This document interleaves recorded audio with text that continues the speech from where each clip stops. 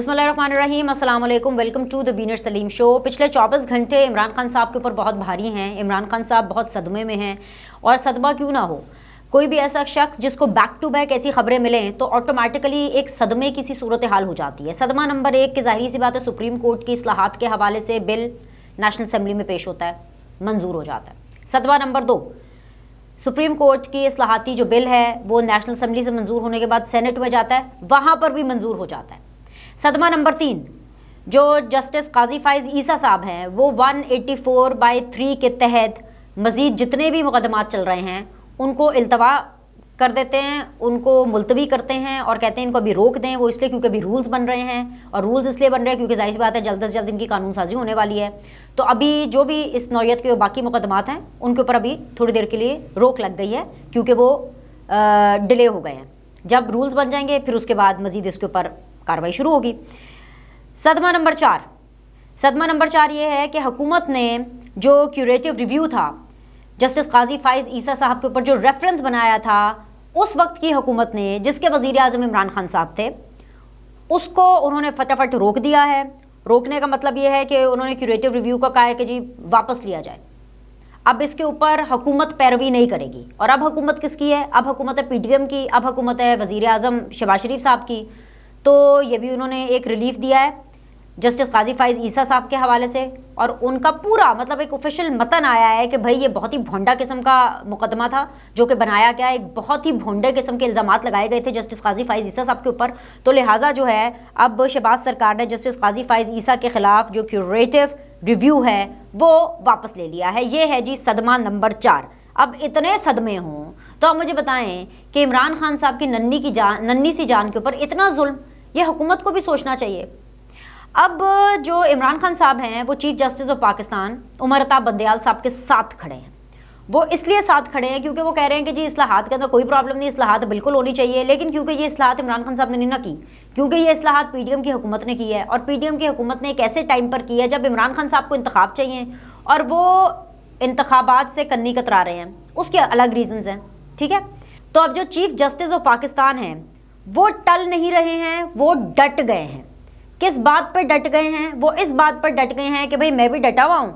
अगर मरियम नवाज अड़ गई है तो भाई चीफ जस्टिस ऑफ पाकिस्तान साहब ने कहा है कि जी मैं भी चीफ जस्टिस ऑफ पाकिस्तान हूँ तो मैं भी डट गया हूँ। ये इस वक्त सूरत हाल है। सूरत हाल मुल्क की ये है कि ऑलरेडी सियासी बहरान था, ऑलरेडी मौशी बहरान था, आइनी बहरान पिछले 24 घंटे में इस हद तक सर उठा चुका है कि अपनी नौयत की नई चीज़ें होने वाली हैं। अपनी नौयत की नई चीज़ क्या हो रही है कि जी पहले तो हमें पता चला कि जी जो जस्टिस अमीनुद्दीन खान साहब हैं वो 5 रुकनी बेंच था, उन्होंने जी माजरत कर ली। उन्होंने कहा कि भाई मैं इस बेंच का हिस्सा नहीं बन सकता, मैं इस मामले को मज़ीद आगे नहीं सुन सकता, बिकॉज जाहिर सी बात है इस्लाहाती बिल हो रहा है और हो गया है, एंड डेफिनेटली पार्लियामान इसके ऊपर जो है वो कानून साजी वगैरह जो भी है वो कर रहा है।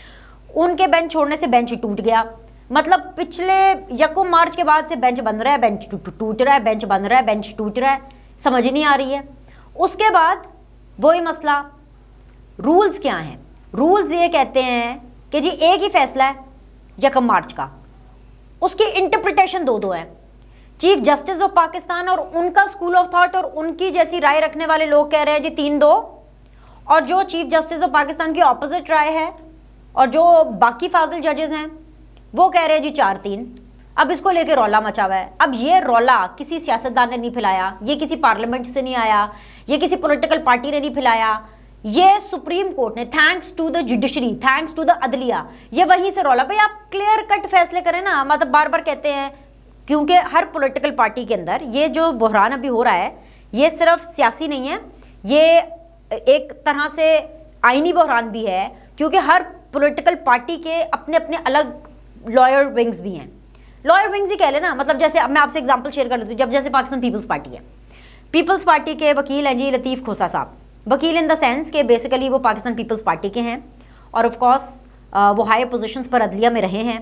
अभी भी बहैसियत वो अपने आप को वकील इंट्रोड्यूस कराना ही पसंद करते हैं। मेरे शो पर भी थे, TV शो पर भी थे लतीफ़ खोसा साहब, वो इस चीज़ को बिल्कुल नेगेट कर रहे हैं। वो कह रहे हैं भाई 184(3) में हो ही नहीं सकती तरमीम, मतलब ये जो भी प्रोसीजर हो रहा है ये गलत हो रहा है। मैंने कहा सर जी आप जाके बिलावल को समझाएं। बिलावल तो कह रहे हैं कि जी ये फिरौनों वाले फैसले करते हैं, और उन्हीं के पार्टी के जो लतीफ़ खोसा साहब है वो कह रहे हैं कि जी मैं एक वकील हूं, मैं बेशक मैं पीपल्स पार्टी हूं, लेकिन मैं एक वकील भी हूं और ये गलत हो रहा है।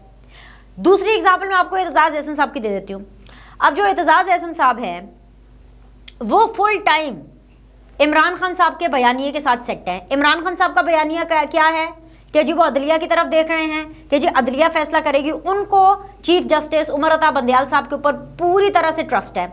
और अब ये मसला ईगो का भी बन गया है, और ईगो का इसलिए मसला बन गया है कि भाई जो चीफ जस्टिस हैं वो क्योंकि डटे हुए हैं, वो कह रहे हैं नहीं भाई ये 3-2 ही है। अब हुआ क्या कि वो जो बेंच टूटा बना, वो जस्टिस अमीन साहब गए, खुद ही उन्होंने माजरत कर ली कि नहीं जी मुझे नहीं करना। उसके बाद जी एक और नया बेंच बन गया। अब ये एक नई तारीख रकम हुई है, मतलब मेरे नॉलेज में तो नहीं है, पता नहीं आप मुझे बताएं अगर ऐसा कभी माजी में हुआ है, नीचे आप कमेंट में लिख दीजिएगा। मेरे तो नॉलेज में नहीं, जितनी मेरी अंडरस्टैंडिंग है। अब 4 रुकनी बेंच बना है। इससे पहले जब भी कोई बेंच बना वो ऑड नंबर्स में बनता है, 3, 5, 7, ठीक है। अब 4 रुकनी बेंच बना दिया। 4 रुकनी बेंच में बाकी तमाम वही जजेस हैं एक्सेप्ट फॉर अमीनुद्दीन खान साहब। कल सुबह 11:30 बजे दोबारा रिज्यूम होनी है इसकी समात, और जब रिज्यूम होना है तो क्या होगा, मतलब अच्छा कुछ लोग कह रहे थे कि जी 2-2, मैंने कहा 2-2 तो नहीं हो सकता। अच्छा होता क्या है कि जब बेंच बनते हैं जजेस का पता चल जाता है कि क्या है। आप सुप्रीम कोर्ट के जो चीफ जस्टिस हैं उमर अता बंदयाल साहब, he is also one of the members out of 4। अब वो तो कह रहे हैं 3-2। अगर अब उनके साथ 2 और जजेस मिल करके कल ये फैसला दे दे तो 3-1 से फैसला आ जाएगा। 3-1 से क्या फैसला आएगा, वही अजखुद नोटिस, ठीक है, ओके ठीक है जी 30 अप्रैल ठीक है। क्योंकि यहाँ पर इमरान खान साहब, दूसरी तरफ इमरान खान साहब अपनी तमाम पार्टी के लोगों को सबको यही कह रहे हैं कि भाई बस जी 30 अप्रैल को आप सब लोग इंतखाबात की तैयारी कर लें, राइट। अब जो पॉलिटिकल डिवाइड के साथ साथ जब आईनी डिवाइड पैदा होती है तो मामला और ज़्यादा कंफ्यूजिंग हो जाता है। और ज़्यादा इसलिए कंफ्यूजिंग हो जाता है क्योंकि किसी भी चीज़ को जब आप पोलिटिसाइज करते हैं ना तो उसकी क्रेडिबिलिटी पर सवाल उठना शुरू हो जाता है। पिछले कुछ अरसे से पाकिस्तान की अदलिया, पाकिस्तान की अदालतों के साथ ये हो रहा था। इसमें काफ़ी हद तक अदलिया का भी कसूर है। I am really sorry to say, हाँ मुझे पता है, मुझे पता है कि कंटेम्प्ट का बहुत ज़्यादा खतरा है, पर ये सच है ना, ये सच है। उसकी वजह यह है कि फैसले क्लियर नहीं आए। बहुत सी ऐसी बातें हैं। रिसेंटली अभी जमान पाक का वाक़या देख लें, उसके अंदर चाहे आपकी हाई कोर्ट्स हों, उन्होंने क्या कहा। एक तरफ एक हाई कोर्ट कह रही है कि नहीं जी इमरान खान को अरेस्ट करें। अब अरेस्ट करने के लिए तो पुलिस जाएगी ना, हवा में तो अरेस्ट नहीं हो जाएगा, ठीक है। दूसरी तरफ हाई कोर्ट कह रही है कि जी आप 500 मीटर की दूरी बना के रखें। भाई अगर अरेस्ट करना है तो 500 मीटर की दूरी कैसी, और अगर 500 मीटर की दूरी रखनी है तो अरेस्ट कैसे करना है। Same is happening in these rules. Same ditto यही चीज़ इन्हीं रूल्स में हो रही है कि भाई एक फैसला और उसकी अलग अलग interpretation. So this sounds like more of war of egos. इसलिए वॉर ऑफ ईगोज क्योंकि मरियम नवाज लगातार जलसों के अंदर अदलिया की सहूलतकारी के बारे में बता रही हैं कि जी अदलिया जो है वो सहूलतकारी कर रही है इमरान खान साहब के लिए अभी तक। और इमरान खान साहब ने भी इंतखाबात के हवाले से, जब से ये सुप्रीम कोर्ट के पिछले 24 घंटे के अंदर जो भी मामला चला, इमरान खान साहब ने भी कोई ऐसा बयान, कोई ऐसी प्रेस कॉन्फ्रेंस है इस तरह की बात अभी तक नहीं की है जिससे मजीद इश्तियाल अंगेजी हो। सिर्फ उन्होंने ये कहा है कि भाई 30 अप्रैल के लिए इंतखाबात की तैयारी करें और बाकी जाहिर सी बात है जो कोर्ट है वो डिसाइड करेगी।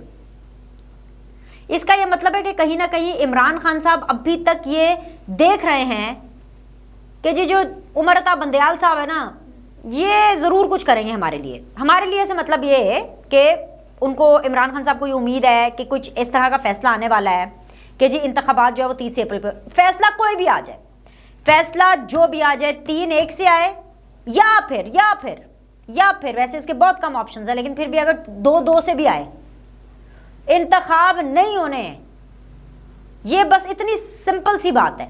अब वो पानी के अंदर मदानी मारते रहे और इसको मजीद जो है लंबा खींचते रहे, 2 दिन और कर लें, 3 दिन और समाप्त कर लें। अब कल 11:30 बजे टेक्निकली एंड ऑफिशियली कल सुबह 11:30 बजे इसका फुल एंड फाइनल रिजल्ट आ जाना चाहिए। लेकिन मैंने ये सवाल आपके लिए छोड़ा था 24 घंटे पहले भी और आज भी, और कल 11:30 बजे मुझे लगता है कि हमें इस सवाल का भी जवाब मिल जाएगा कि जो सुप्रीम कोर्ट है वो इस पूरी इस्लाहात पे एक्सेप्ट कर रही है, इन पूरी इस्लाहात को, या रिएक्ट कर रही है।